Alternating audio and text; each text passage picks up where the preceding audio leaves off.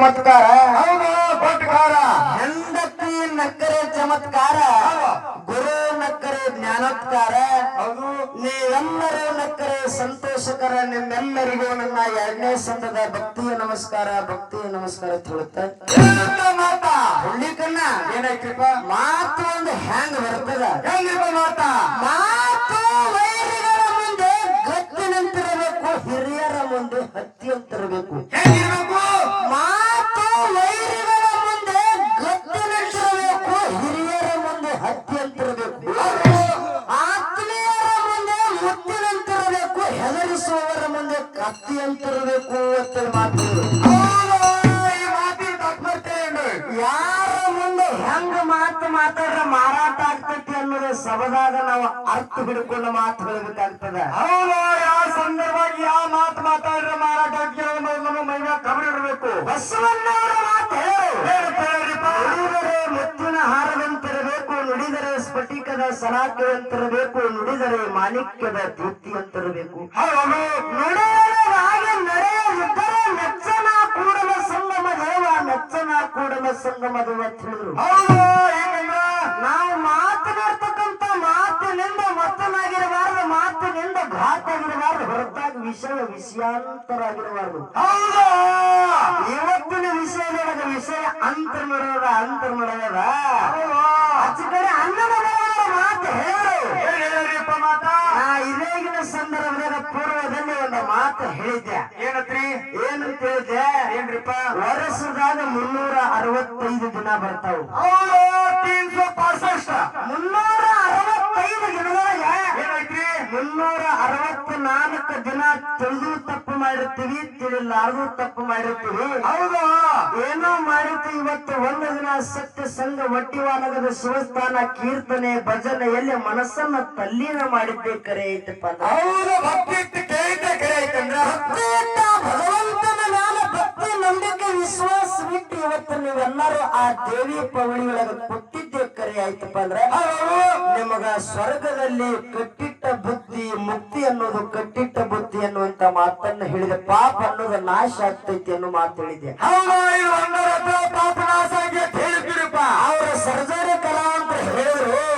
365 ದಿವಸದವು ಇಟ್ಟೆಲ್ಲ ಪಾಪ ಹೆಂಗ್ ಒಂದು ದಿವಸ ಕಡಿಮೆ ಆಗ್ತಿತ್ತು. ಈ ತಂಗಿ ಹೆಂಗ್ ಹೇಳ್ತೀರಿ ನೀವು? ಮಾತು ಕೇಳ್ತಾರ ಅವು. ಬಹುಶಃ ಡಾಕ್ಟರ್ ಗುಳಿಗೆ ಹಿಂಗೆ ಕೊಡ್ತೀಯ ಅನಿಸ್ತದೆ. ಹೌದು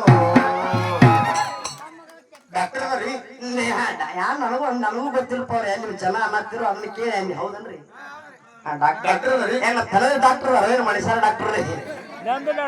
ಮನುಷ್ಯರ ಡಾಕ್ಟರ ಏನ ಮನುಷ್ಯರ ದನದ ಗುಳಿಗೆ ಕೊಟ್ಟಿಗಿಟ್ಟಿ ಮನುಷ್ಯರ ಡಾಕ್ಟರ್ಗೆ ಮತ್ತು ಮನುಷ್ಯರ ಹೇಗೆ? ಹೌದು ಎಮ್ಮಿರಕ್ಕೆ ಹೋಗೋದಲ್ಲ ಮನುಷ್ಯರ ಬಿ. ಹೌದಿಲ್ಲ? ಹೌದು ಏನ ಯಾರಿಗೆ ಅಂತ ಗುಳಿಗೆ ಕೊಡ್ಬೇಕಲ್ಲ, ಅಂತ ಗುಳಿಗೆ ಕೊಟ್ರನೆ ಆರಾಮಾಗ್ತಾರ ಅವರು. ಹೌದು ಹೌದಿಲ್ಲ? ಅನ್ನ ಹೇಳಿದ ಏನಕ್ಕೆ ಹೇಳ ಪ್ಲೇಟ್ ಬಿತ್ತವ. ಯಾಕಂದ್ರೆ ಒಂದೇ ದಿನದಾಗ ಹೆಂಗ ನಾಶ ಆಗುತ್ತದ ಅದೇನ ಸಾಧ್ಯ ಇಲ್ಲದ ಮಾತ. ಹೌದು ಇಟ್ಟು ದಿನ ಎಲ್ಲ ಪಾಪ ಮಾಡಿರ್ತೀವಿ, ಒಂದ್ ರಾತ್ರಿ ಕೂತು ಕೇಳ್ರಿ ಹೆಂಗ ಪಾಪ ನಾಶ ಆಗಿ ಅಂತ ಕೇಳ್ತಾರ ಅವ್ರು. ಒಳ್ಳೆ ಇವ ಅಣ್ಣನ ಮಾತು ಕೇಳಿ ಒಂದು ಮಾತು ನೆನಪಿಗೆ ಬರ್ಲಾಕತ್ತದ. ಏನ್ರಿಪ್ಪ ಮಾತ? ಈ ಅವ್ರ ಹನ್ನೂರಿ ನಿನಗ್ ನೆನಪೈತ್ರ ಕೇಳಾಕತ್ತೀನಿ. ಹನ್ನೂರು ಹನ್ನೂರು ಹಣ್ಣು ಊರು. ಹೌದಿಲ್ಲ? ಈ ಹನ್ನೂರಂತ ಗ್ರಾಮದೊಳಗ ಏನೈತ್ರಿ? ಒಬ್ಬ ಕೀರ್ತನೆ ಹೇಳಾಕ ಯಾರು ಬಂದಿದ್ರು? ಸ್ವಾಮೀಜಿ ಬಂದಿದ್ರಂತ. ಹೌದು ಕೇಳ್ತಾರೆ ಸ್ವಾಮೀಜಿ ಬಂದಿರುತ್ತ. ಇದು ಸ್ವಾಮೀಜಿ ಶ್ರಾವಣ ಮಾಸದ ನಿಮಿತ್ತವಾಗಿ ಸ್ವಾಮೀಜಿ ಕಳ್ಕೊಂಡು ಕೀರ್ತನೆ ಹೇಳಕತ್ತಿದ್ರು. ಆ ಸ್ವಾಮೀಜಿಗಳು ಏನ್ ಹೇಳ್ತಿರ್ತ? ಏನೈತ್ರಿ? ವರ್ಷದೊಳಗ 365 ದಿನದಾಗ 364 ದಿನ ನೀವು ತಿಳಿದು ತಪ್ಪು ಮಾಡಿರ್ತೀರಿ, ತಿಳಿಲಾರ್ದು ತಪ್ಪು ಮಾಡಿರ್ತೀರಿ, ಒಟ್ಟು ಮಾಡಿರ್ತೀರಿ. ಇವತ್ತು ಒಂದು ದಿನ ನೀವು ಬಂದ ಕೀರ್ತನ ಸತ್ಯ ಸಂಘದಾಗ ತಲ್ಲೀನರಾಗಿದ್ದೆ ಕರೆ ಐತಪ್ಪ ಅಂದ್ರ ಹಿಂದೆ ಮಾಡಿರ್ತಕ್ಕಂಥ ಕರ್ಮದ ಗಂಟೆನ ನಾಶ ಆಗ್ತೈತಿ ಅನ್ನುವಂತ ಮಾತನ್ನ ಸ್ವಾಮೀಜಿ ಆಗಿರ್ತಕ್ಕಂಥ ಕೀರ್ತನದಲ್ಲಿ ಹೇಳ್ತಿದ್ದಂತ. ಏನೈತ್ರಿ? ಹೇಳುವಂತ ಸಂದರ್ಭದಲ್ಲಿ ಈಚೆ ಕಡೆ ನಮ್ಮ ಅನ್ನವಲ್ಲ. ಹೌದು ಎಂತ ಒಬ್ಬ ಅಡ್ಮುಟ್ಟಿದ್ದಾವು. ಅದು ಟ್ರ್ಯಾಕ್ಟರ್ ಅಣ್ಣ. ಹೌದಿಲ್ಲ? ಅಡ್ಮುಟ್ಟ ಗಿರಿಕೆ ಅದೇ ಕೇಳ್ದತ್ತ. ಏನತ್ತ? ಸ್ವಾಮೀಜಿನ ಸಭದಾಗ ಎದ್ದು ಕೇಳಿದತ್ತವ. ಎದ್ದು ಏನ್ ಕೇಳಿದ್ರಿಪ್ಪ? ಕೊಲೆ ಸುಲಿಗೆ ದರೋಡೆ ಅನ್ಯಾಯ ಅಧರ್ಮ ಅತ್ಯಾಚಾರ ಎಲ್ಲಾ ಮಾಡಿದ್ರಿ.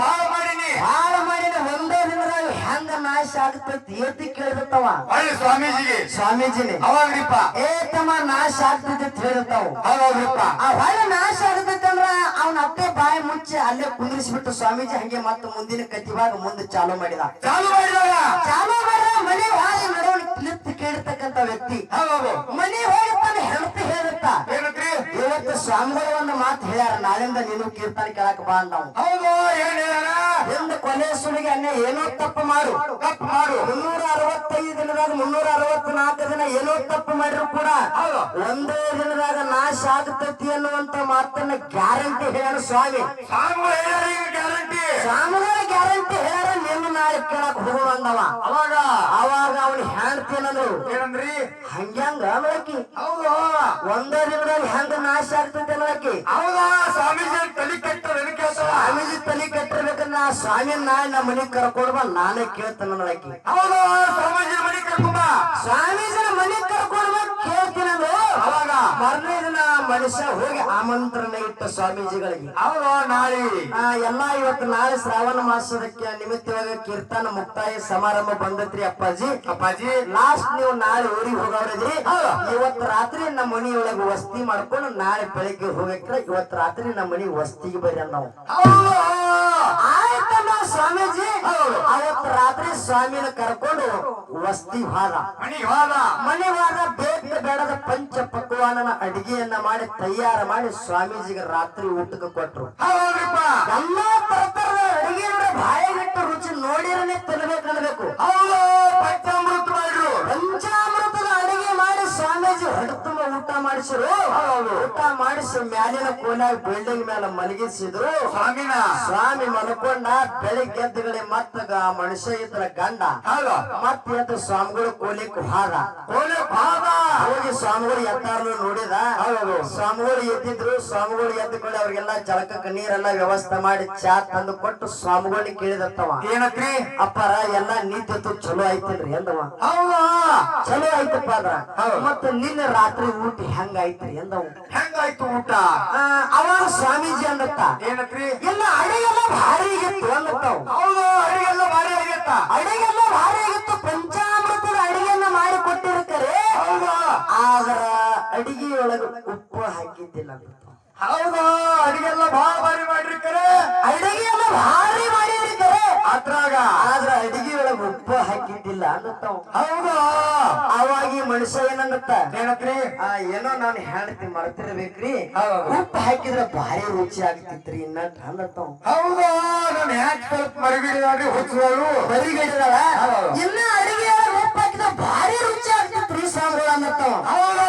ಅವಾಗ ಸ್ವಾಮಿ ಅಂದತ್ತ ಏನತ್ರಿ ಅಡಿಗೆಗೆ ಉಪ್ಪು ಹಾಕಿದ್ರೆ ಹೆಂಗ ರುಚಿ ಆಗ್ತಿತ್ತು ಅಂದತ್ತವ್ ಹೌದು ಉಪ್ಪು ಹಾಕಿದ್ರೆ ಅದಂಗ ರುಚಿ ಆಗ್ತದ ಅದಂಗ ರುಚಿ ಆಗ್ತದ ಹೌದು ಏ ಭಾರತ ಗ್ಯಾರಂಟಿ ನಾ ಅದೀನಿ ಅಂದತ್ತವ್ ಹೌದು ಅಡಿಗೆಗೆ ಉಪ್ಪು ಹಾಕಿದ್ರೆ ರುಚಿ ಆಗ್ತೈತಿ ಅನ್ನುವಂತ ರುಚಿ ಕೊಡ್ತೈತಿ ಅದಕ್ಕೆ ಗ್ಯಾರಂಟಿ ನಾ ಕೊಡ್ತೀನ್ರಿ ಅಂದತ್ತ ಸ್ವಾಮಿಗಳಿಗೆ ಅವಾಗ ಸ್ವಾಮೀಜಿ ಹಳ್ಳ ಮನುಷ್ಯಾಗ ಅಂದತ್ತ ಏನತ್ರಿ ನಿನ್ನೆ ನೀವೊಂದು ನನ್ನ ಮಾತು ಕೇಳ್ತಿದ್ದಿ ಏನ್ ಕೇಳ್ತಿದ್ದಿ ಏನಂತೇಳಿ ಏನ್ರಿಪ್ಪ ಆ ಕೀರ್ತನೆ ಹೇಳೋ ಸಂದರ್ಭದಾಗ ವರ್ಷದೊಳಗ 365 ದಿನ ಬರ್ತಾವ 365 ದಿನದೊಳಗೆ 364 ದಿನ ತಿಳಿದು ತಪ್ಪು ಮಾಡಿರ್ತೀವಿ ತಿಳಿಲಾರದು ತಪ್ಪು ಮಾಡಿರ್ತೀವಿ ಒಂದೇ ದಿನ ನೀವು ಭಕ್ತದಿಂದ ಕುಂತ ಕಳಿತೆ ಕರೆ ಐತಪ್ಪ ಅಂದ್ರ ಹಿಂದ ಮಾಡಿರ್ತಕ್ಕಂಥ ಪಾಪದ ಗಂಟ ನಾಶ ಆಗತೈತಿ ಅನ್ನುವಂತ ಮಾತನ್ನ ಸಭದಾಗ ಪದೇ ಜನರಿಗೆ ನಾ ಹೇಳ್ತಿದ್ದೆ ಅಡಿಗೆ ಉಪ್ಪು ಹಾಕಿರ ರುಚಿ ಆಗತೈತಿ ಅನ್ನೋದು ಹ್ಯಾಂಗ ನಿನಗ ಗ್ಯಾರಂಟಿ ಐತಿಲ್ಲ ಹಂಗ ಸತ್ತ ಸಣ್ಣ ಹೊಟ್ಟೆ ವರ್ಗದ ಸಂಸ್ಥಾನದಲ್ಲಿ ಮನಸ್ಸನ್ನ ತಲ್ಲಿನ ಮಾಡುತ್ತೆ ಕರೆ ಐತಪ್ಪ ಅಂದ್ರ ಹಿಂದ ಮಾಡಿರ್ತಕ್ಕಂಥ ಪಾಪದ ಗಂಟ ನಾಶ ಆಗತೈತಿ ಅನ್ನೋ ಗ್ಯಾರಂಟಿ ಎಲ್ಲ ಶಿವಸ್ಥಾನದಾಗ ಗ್ಯಾರಂಟಿ ಇಟ್ಟುಕೊಂಡು ಹಾಡಿಕೆ ಮಾಡಿ ಗ್ಯಾರಂಟಿ ಇಟ್ಟುಕೊಂಡು ಮ್ಯಾಲ ಹಂಗ ಹೇಳ್ತಿದ್ದ ಏನತ್ರಿ ನಾ ಇಲ್ಲೇ ಜೇವರಿಗೆ ತಾಲೂಕಿನಾಗ ಹಾಡಿನ ಕರೆ ನಾ ಯಾರಿಗೂ ಕೂನಿಲ್ಲ ಹೌದು ನಿನಗ ನಾ ಬೆಳಿತೀನಿ ಅನ್ನೋದು ಗ್ಯಾರಂಟಿ ನಿನಗಿಲ್ಲ ನಾ ಗ್ಯಾರಂಟಿ ಇಲ್ಲ ಹೌದು ಹಂಗ ನೀ ಗ್ಯಾರಂಟಿ ಇಟ್ಕೋ ಬೆಳಿತಿ ಹೌದಿಲ್ಲ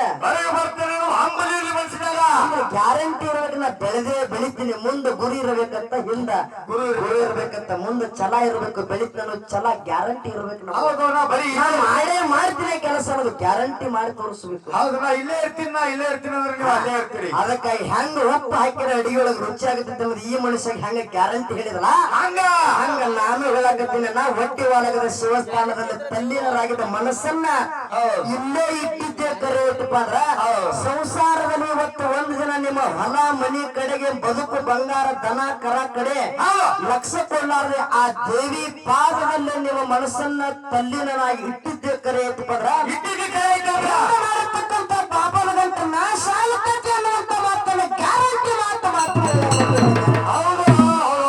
ಇವತ್ತು ಒಂದು ಹಿಟ್ಟಿನ ಗಿರ್ನಿಗೆ ಹೋದ್ರಿ ಬಂಧುಗಳೇ, ಹಿಟ್ಟಿನ ಗಿರ್ನಿಗೆ ನೀವಾರ ಬಿಸಾಕ ಹೋಗ್ರಿ, ಇಲ್ಲಾದ್ರೂ ದೋಸ್ತರ ಸಂಗಾಟ್ರೆ ಹೋಗ್ರಿ, ಇಲ್ಲಾಂದ್ರೆ ನಿಮ್ಮ ದೋಸ್ತನ ಸಂಗಾಟಾರ ಹೋಗ್ರಿ. ಏನಾಗ್ತದ್ರಿ? ಹಿಟ್ಟಿನ ಗಿರ್ನಿ ಒಳಗ ಹೋದಿಪ್ಪ ಅಂದ್ರ ಹಿಟ್ಟಿನ ಗಿರ್ನಿ ಒಳಗ ದೋಸ್ತ ಬಿಸ್ಲಕ್ ಹೋಗ್ಯಾನಕರಿ ಅವನ ಸಂಗಾಟ ಹೋಗ್ತಿರ್ತೀರಿ. ಆಗ ಹೊಳ್ಳಿ ಬರುವಂತ ಸಂದರ ಮೈಗೆ ಹಿಟ್ಟು ಹತ್ತಿ ಬರ್ತದ.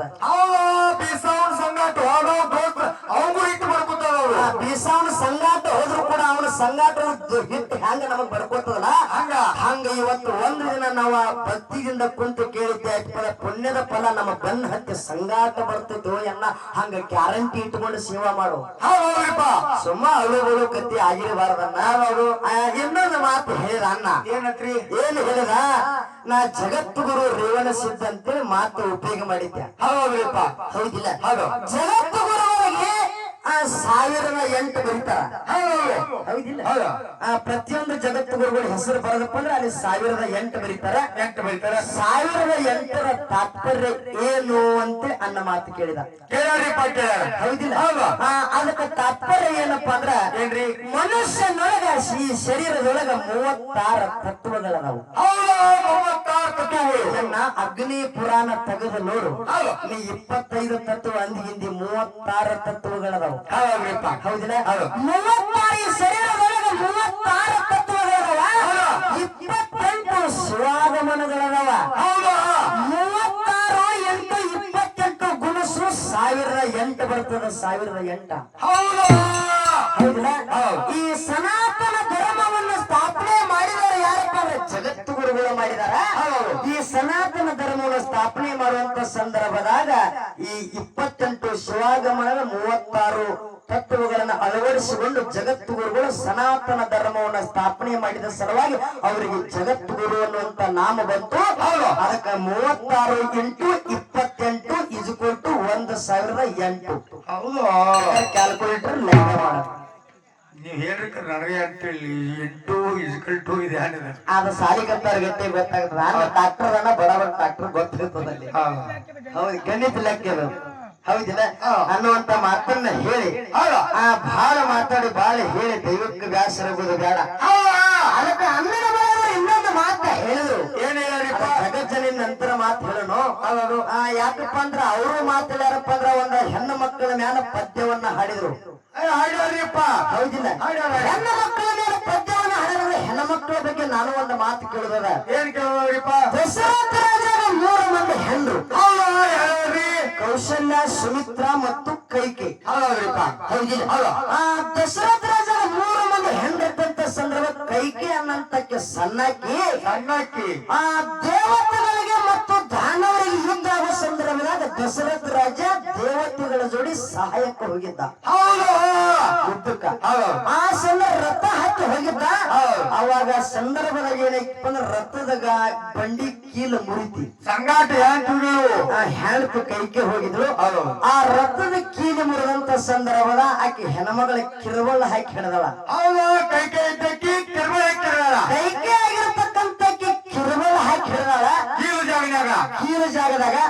ಅಂತ ಕೆಪ್ಪನಂತ ಕಬ್ಬಣ ಹೆಣ್ಮಗಳ ಬರೀ ಒಂದು ಕಿರುವಳ್ಳ ಹಾಕಿ ಹಿಡಿದಾಳಪ್ಪ ಅಂದ್ರ ರಥ ಹಿಡಿದಾಳಪ್ಪ ಅಂದ್ರ ಆಕೆಗೆ ಆ ಕಿರುಬಲಕ್ಕೆ ಏನೂ ಆಗಬಾರದು ಅನ್ನುವಂಥದ್ದು ಆಶೀರ್ವಾದ ಮಾಡಿದವರು ಯಾರು? ಹೌದಿಲ್ಲ? ಅನ್ನ ಮುಂದಿನ ಶಕ್ತಿ ಕೊಟ್ಟವ್ರ ಯಾರ? ಅಂತ ಶಕ್ತಿ ಕೊಟ್ಟವ್ರ ಯಾರ? ಇನ್ನೊಂದು ಮಾತು ಇವತ್ತು ಪಾಪ ಕರ್ಮಗಳ ಆಧಾರದ ಮ್ಯಾಲ ಮನುಷ್ಯನಾಗಿರ್ತಕ್ಕ ಸತ್ತ ಮ್ಯಾಲ ಪಾಪ ಮಾಡಿದವ ನರಕಕ್ಕೆ ಹೋಗ್ತಾನ, ಪುಣ್ಯ ಮಾಡಿದವ ಸ್ವರ್ಗಕ್ಕೆ ಹೋಗ್ತಾನ. ಹೌದಿಲ್ಲ?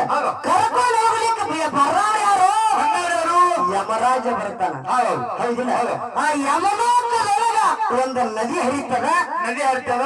ಅದ ರಕ್ತ ಮತ್ತು ಕೀವ ರಕ್ತದಿಂದ ಹರಿತದ. ಅದು ಯಾವ ನದಿ ಹರಿತದ? ಹೌದು, ಹೌದಿಲ್ಲ? ಜೀವ ರಕ್ತದಿಂದ ನದಿ ಹರಿತದ. ಕೀವ ಮತ್ತು ರಕ್ತದಿಂದ ಕೂಡಿರ್ತಕ್ಕಂತ ಯಮಲೋಕದಾಗ ಒಂದು ನದಿ ಹರಿತದ. ಅದು ಯಾವ ನದಿ ಹರಿತದ ಹೌದ್ರಿಪ್ಪ ಅನ್ನುವಂತ ಮಾತನ್ನು ಕೇಳಿದ್ದಾಗ್ಯದ. ಹೌದು. ಅದಕ್ಕೆ ಮುಂದಿನ ಸಂದಿನಾಗ ಏನು ಮಾತಾಡ್ತಾರ ಮಾತಾಡ್ಲಿ. ಮಾತಾಡ್ಲಿ. ಈಗ ನಾಲ್ಕೇ ನುಡಿ ಚಾಲ. ಯಾಕಪ್ಪ ಅಂತಂದ್ರ ಇವತ್ತು ನಾವು ಹನ್ನೂರು ಗ್ರಾಮದಾಗ ಮನಿ ಮ್ಯಾಲ ಮನಿ ಕಟ್ಟಿದೀವಿ. ಹೌದು, ಬಿಲ್ಡಿಂಗ್ ಕಟ್ಟಿವಿ. ಕಟ್ಟೋಕರೆ ಸ್ಥಿರವಾದ ಮನಿಗಳು ನಮ್ಮ ಅಲ್ಲ. ಹೌದು, ಯಾರ್ಯಾರು ಎಂತೆಂತ ಮನಿ ಕಟ್ಟಾರಲ್ಲ ಆ ಮನಿಗೆ ನಾವು